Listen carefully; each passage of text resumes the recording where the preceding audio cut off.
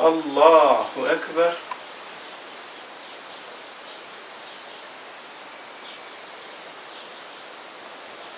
Allahu Ekber. Allahu Ekber. Allahu Ekber. Elhamdülillahi Rabbil alemin. Errahmanirrahim. Maliki yevmiddin. İyyâke na'budu ve iyyâke nesta'in. İhdina sıratel müstakim. Sıratellezîne en'amte aleyhim. Gayril mağdubi aleyhim veleddallin. İnna a'taynâkel kevser. Fesalli li rabbike venhar. İnne şâniyeke huvel ebter. Allahu Ekber. Semiyallahu limen hamide. Allahu Ekber. Allahu Ekber. Allahu Ekber. Allahu Ekber. Elhamdülillahi Rabbil alemin. Errahmanirrahim. Maliki yevmiddin. İyyâke na'budu ve iyyâke nesta'in. İhdina sıratel müstakim. Sıratellezîne en'amte aleyhim. Gayril mağdubi aleyhim veleddallin. Kul huvallahu ahad.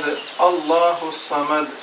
Lem yelid ve lem yulad ve lem yekun lehu kufuven ahad.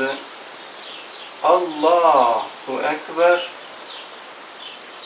Allahu Ekber. Allahu Ekber.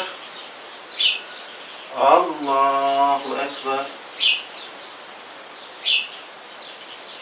Semiyallahu limen hamide. Allahu Ekber. Allahu Ekber. Allahu Ekber. Allahu Ekber. Esselamu Aleyküm ve Rahmetullah. Esselamu Aleyküm ve Rahmetullah. Ala Resulina salavat. Ta'ala ve elhamdülillahi ve la ilahe illallah ve Allahu Ekber ve la havle ve la kuvvete illa billahi illellezim. Euzubillahi mineşşeytanirracim. Amin amin. Allahümme Rabbena atina fid dünya haseneten ve fil ahireti haseneten ve qina azabennar.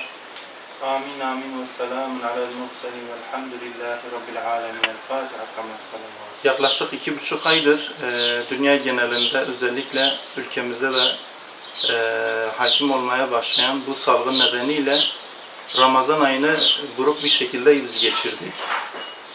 Aynı şekilde bu bayramı da sokağa çıkma yasağı olduğu için aynı şekilde aynı gruplukla geçiriyoruz maalesef. Biz de bu vesileyle çocuklarımızla birlikte sabah namazını kıldıktan sonra bayramlıklarımızı giydik. Sonrasında çocuklarımızla birlikte bayram namazını kıldık. Ve birazdan onlara harçlık da vereceğiz. Hiçbir bayram diğer bayramlara aratmayacak şekilde bir bayram çocuklarımıza yaşatmaya çalışıyoruz. Rabbimizden en büyük duamız, en büyük niyazımız inşallah Kurban Bayramı'nda en güzel şekilde diğer bayramlar gibi geçirmeyi Rabbimiz bizlere, hepimize nasip etsin. Rabbimiz bu vesileyle bütün dünya Müslümanlarının kurtuluşuna vesile eylesin, bütün insanlığın hidayetine vesile eylesin inşallah. Koronavirüs nedeniyle bugün sabah namazımızı kıldık. Sonra bayramlıklarımızı giydik ve babam bize bayram namazını kıldırdı. Bayramdan sonra da tüm dedelerimizi, ailemizi ziyaret edeceğiz inşallah. Virüs nedeniyle dışarıya çıkamıyoruz. Bizi sokağa çıkma yasağı var. Sabahleyin kalktık, sabah namazımızı kıldık. Daha sonra bayramlıklarımızı giydik. Babam bize bayram namazını kıldırdı. Babamın elini öpeceğiz ve ondan harçlık alacağız.